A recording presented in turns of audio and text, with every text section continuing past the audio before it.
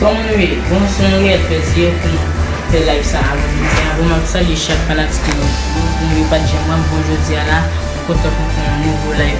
pour même ça les pasteur jour même ça les Cléda non listening même ça les madame Couchon même ça les paquet de fanatique qui va être listening bon la prochaine live après même ça